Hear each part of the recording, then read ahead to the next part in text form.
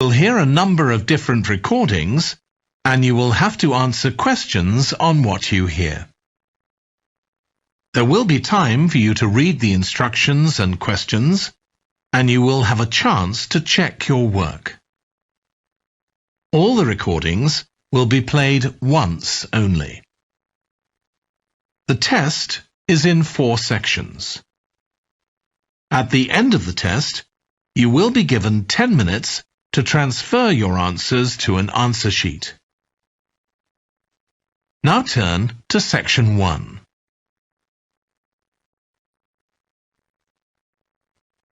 Section 1. You will hear a woman talking to a doctor at a clinic about a medical problem. First, you have some time to look at questions 1 to 4.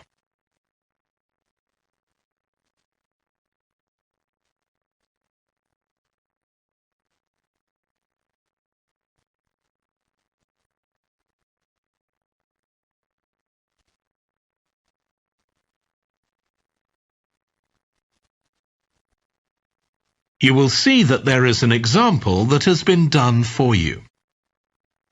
On this occasion only, the conversation relating to this will be played first.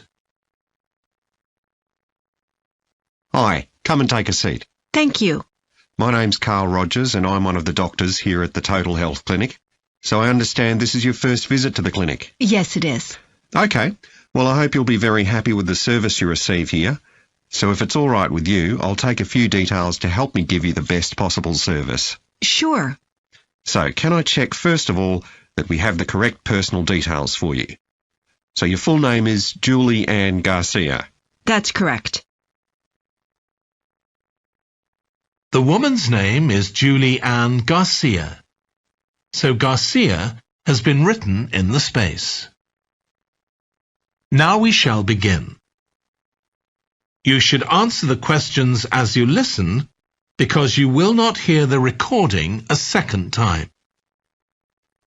Listen carefully and answer questions 1 to 4. Hi, come and take a seat. Thank you. My name's Carl Rogers and I'm one of the doctors here at the Total Health Clinic. So I understand this is your first visit to the clinic. Yes, it is. Okay, well I hope you'll be very happy with the service you receive here. So if it's all right with you, I'll take a few details to help me give you the best possible service. Sure. So can I check first of all that we have the correct personal details for you? So your full name is Julie Ann Garcia. That's correct. Perfect. And can I have a contact phone number? It's 219-442-9785. Okay, and then can I just check that we have the correct date of birth? October 10th, 1992. Oh, I actually have 1991. I'll just correct that now. Right, so that's all good. Now I just need a few more personal details. Do you have an occupation, either full-time or part-time? Yes, I work full-time in Esterhazy's, you know, the restaurant chain. I started off as a waitress there a few years ago, and I'm a manager now. Oh, I know them. Yeah, they're down on 114th Street, aren't they? That's right. Yeah, I've been there a few times. I just love their salads. That's good to hear. Right, so one more thing I need to know before we talk about why you're here, Julie, and that's the name of your insurance company. It's Cawley Life Insurance. That's Cawley. Excellent. Thank you so much. Before you hear the rest of the conversation, you have some time to look at questions 5 to 10.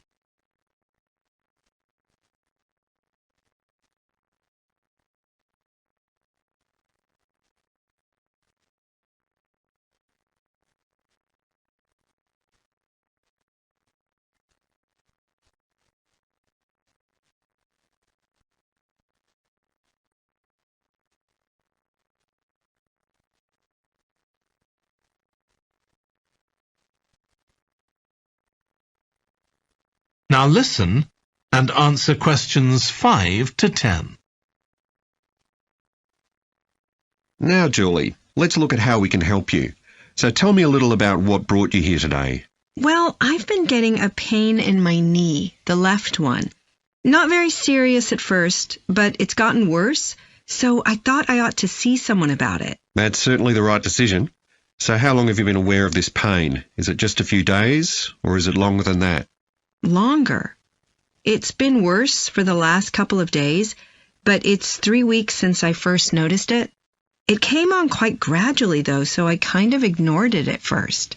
And have you taken any medication yourself, or treated it in any way? Yeah, I've been taking medication to deal with the pain, Tylenol, and that works okay for a few hours, but I don't like to keep taking it. Okay. And what about heat treatment? Have you tried applying heat at all? No, but I have been using ice on it for the last few days. And does that seem to help the pain at all?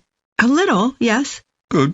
Now, you look as if you're quite fit normally. I am, yes. So do you do any sport on a regular basis? Yes, I play a lot of tennis. I belong to a club, so I go there a lot. I'm quite competitive, so I enjoy that side of it as well as the exercise, but I haven't gone since this started. Sure. And do you do any other types of exercise? Yeah, I sometimes do a little swimming, but usually just when I'm on vacation. But normally I go running a few times a week, maybe 3 or 4 times. So your legs are getting quite a pounding, but you haven't had any problems up to now? No, not with my legs. I did have an accident last year when I slipped and hurt my shoulder, but that's better now. Excellent. And do you have any allergies? No, none that I'm aware of. And do you take any medication on a regular basis? Well, I take vitamins, but that's all. I'm generally very healthy. Okay. Well, let's have a closer look and see what might be causing this problem. If you can just get up. That is the end of section 1. You now have half a minute to check your answers.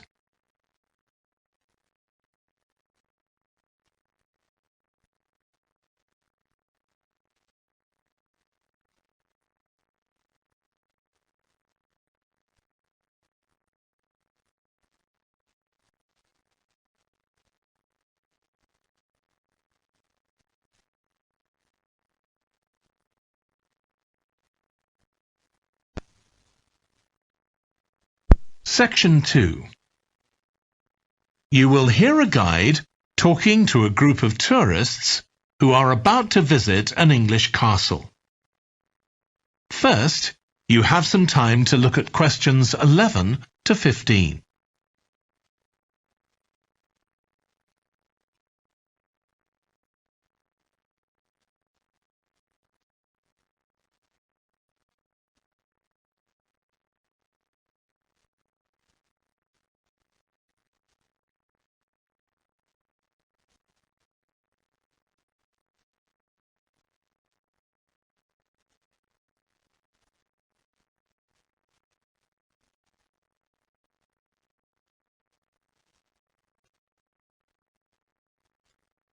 Now listen carefully and answer questions 11 to 15.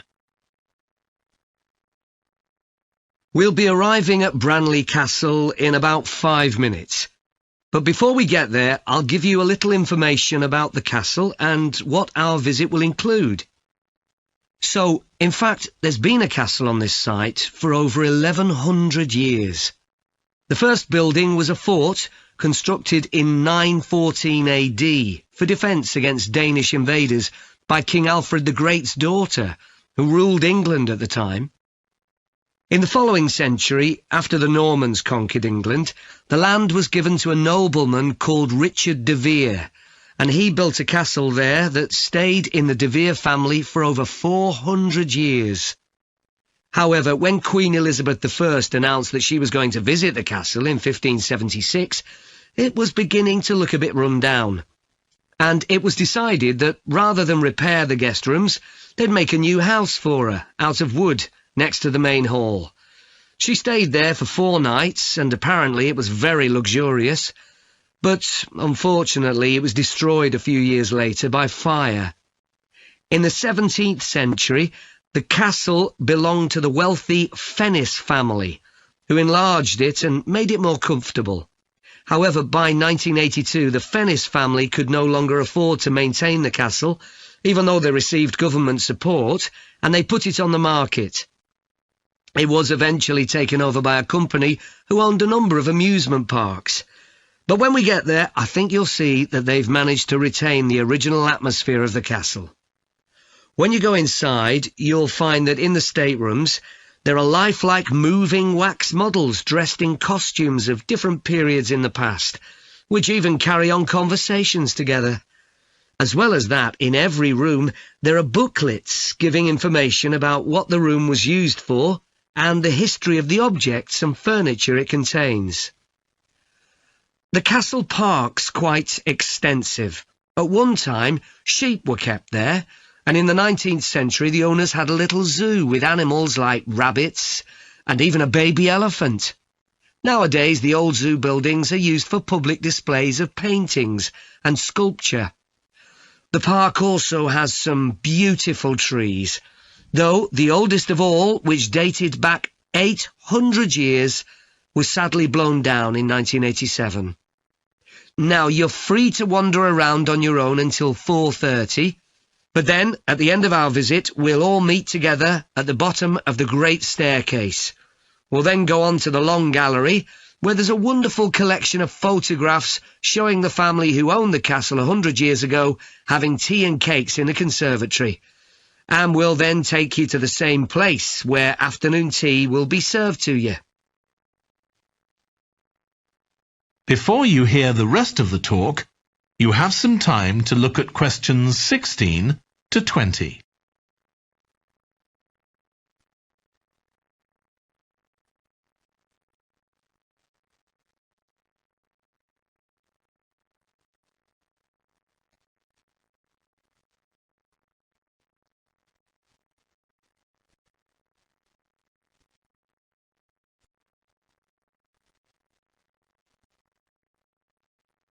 Now listen and answer questions 16 to 20. Now, if you can take a look at your plans, you'll see Branley Castle has 4 towers joined together by a high wall, with the river on 2 sides. Don't miss seeing the Great Hall. That's near the river in the main tower, the biggest one, which was extended and redesigned in the 18th century. If you want to get a good view of the whole castle, you can walk around the walls. The starting point's quite near the main entrance. Walk straight down the path until you get to the south gate, and it's just there. Don't go on to the north gate. There's no way up from there. There'll shortly be a show in which you can see archers displaying their skill with a bow and arrow.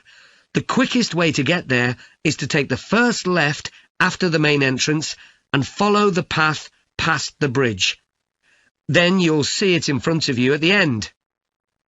If you like animals, there's also a display of hunting birds, falcons and eagles and so on.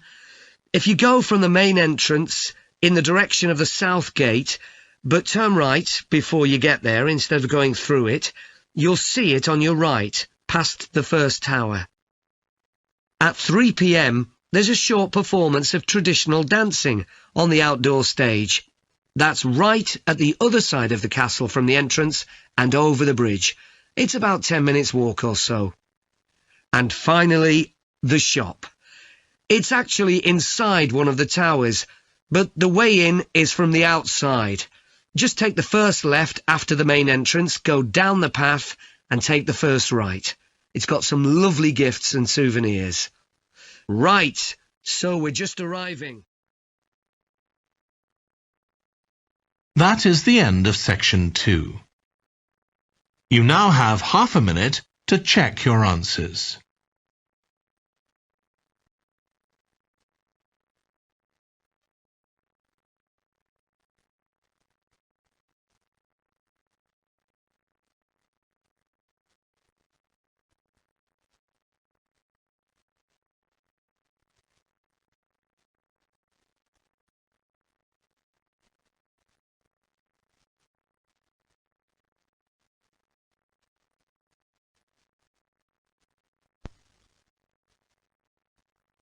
Section 3. You will hear 2 environmental science students, called Rosie and Martin, discussing their presentation on an extinct animal called the woolly mammoth with their tutor. First, you have some time to look at questions 21 to 24.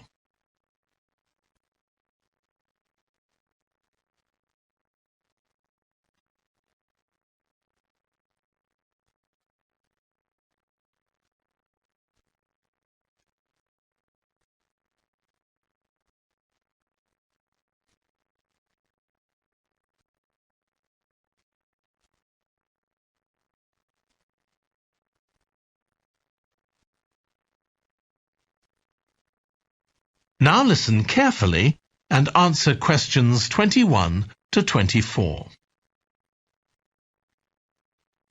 So, Rosie and Martin, let's look at what you've got for your presentation on woolly mammoths. OK, we've got a short outline here. Thanks. So, it's about a research project in North America. Yes, but we thought we needed something general about woolly mammoths in our introduction to establish that they were related to our modern elephant, and they lived thousands of years ago in the last ice age. Maybe we could show a video clip of a cartoon about mammoths, but that'd be a bit childish. Or we could have a diagram. It could be a timeline to show when they lived, with illustrations. Or we could just show a drawing of them walking in the ice. No, let's go with your last suggestion. Good. Then you're describing the discovery of the mammoth tooth on St. Paul's Island in Alaska and why it was significant.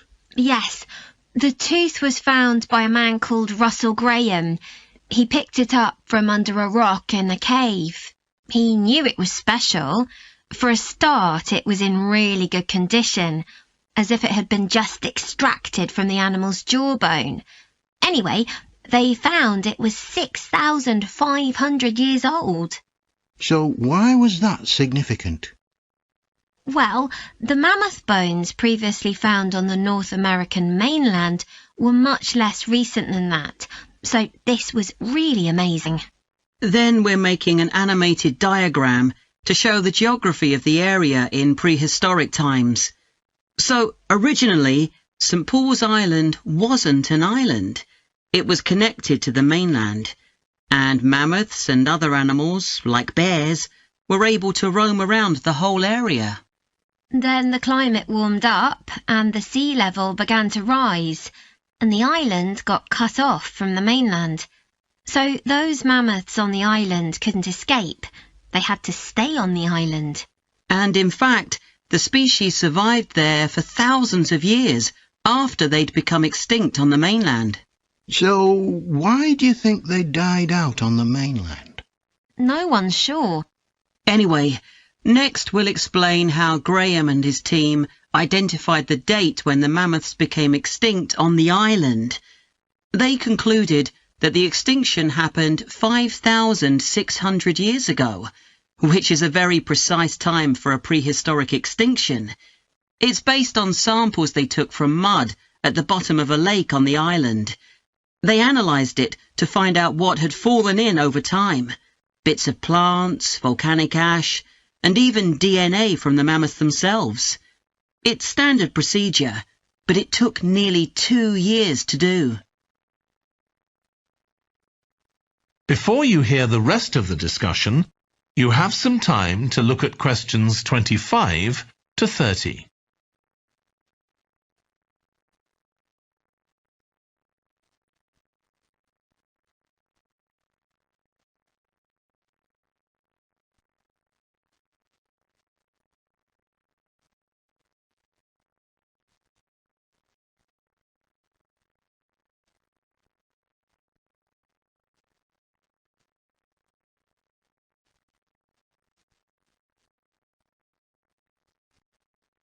Now listen and answer questions 25 to 30. So why don't you quickly go through the main sections of your presentation and discuss what actions needed for each part? OK. So, for the introduction, we're using a visual.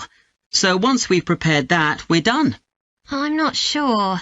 I think we need to write down all the ideas we want to include here, not just rely on memory. How we begin the presentation is so important. You're right. The discovery of the mammoth tooth is probably the most dramatic part, but we don't have that much information, only what we got from the online article. I thought maybe we could get in touch with the researcher who led the team and ask him to tell us a bit more. Great idea. What about the section with the initial questions asked by the researchers? We've got a lot on that, but we need to make it interesting. We could ask the audience to suggest some questions about it, and then see how many of them we can answer. I don't think it would take too long. Yes, that would add a bit of variety.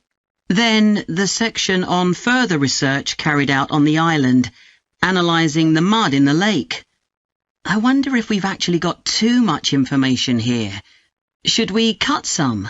I don't think so, but it's all a bit muddled at present. Yes, maybe it would be better if it followed a chronological pattern. I think so. The findings and possible explanations section is just about ready, but we need to practice it so we're sure it won't overrun. I think it should be okay, but yes, let's make sure.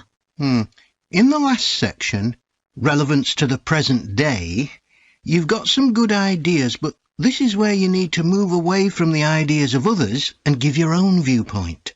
Okay, we'll think about that. Now, shall we show you some of the... That is the end of section 3. You now have half a minute to check your answers.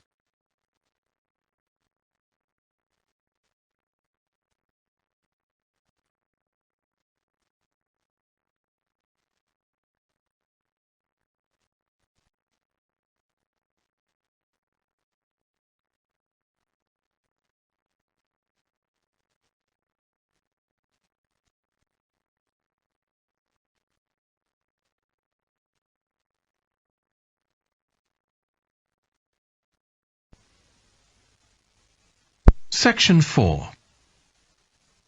You will hear a lecture about the history of weather forecasting. First, you have some time to look at questions 31 to 40.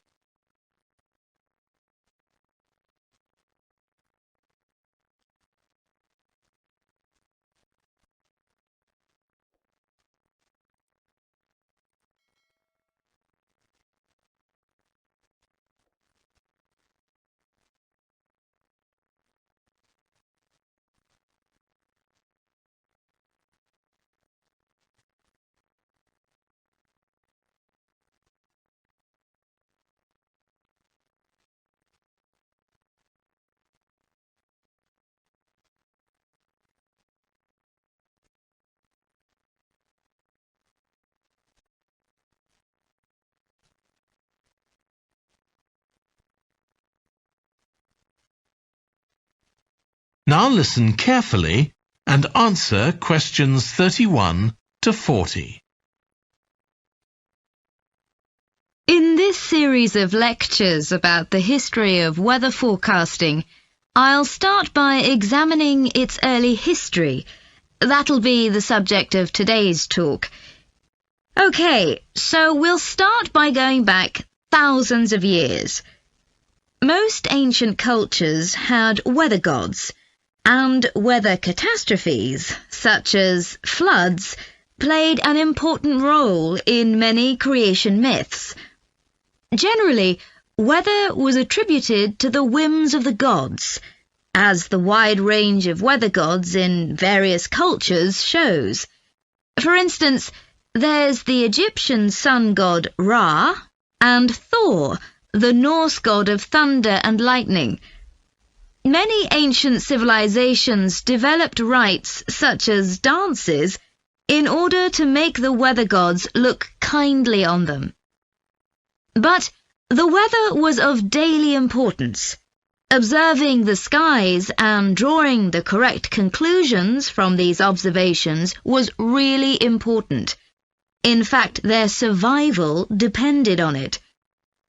It isn't known when people first started to observe the skies, But at around 650 BC, the Babylonians produced the first short-range weather forecasts, based on their observations of clouds and other phenomena.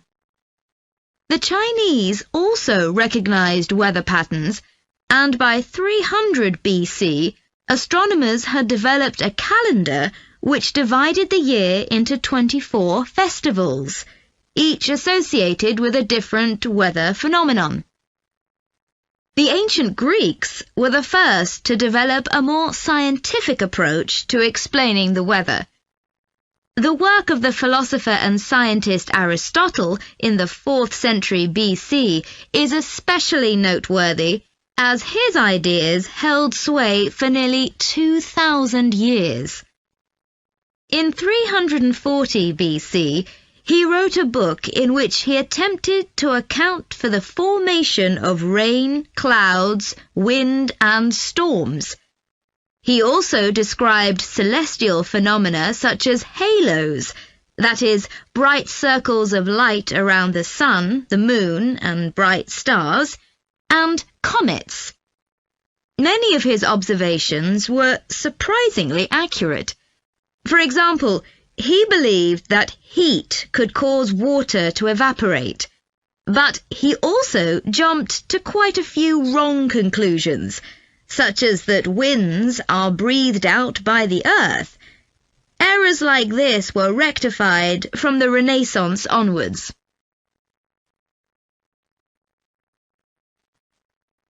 For nearly 2,000 years, Aristotle's work was accepted as the chief authority on weather theory. Alongside this, though, in the Middle Ages, weather observations were passed on in the form of proverbs, such as red sky at night, shepherd's delight, red sky in the morning, shepherd's warning. Many of these are based on very good observations and are accurate, as contemporary meteorologists have discovered.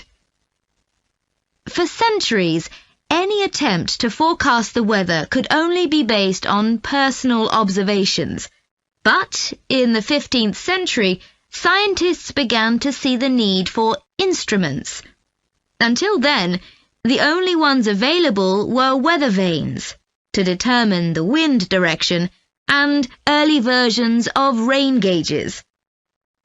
One of the first, invented in the 15th century, was a hygrometer, which measured humidity.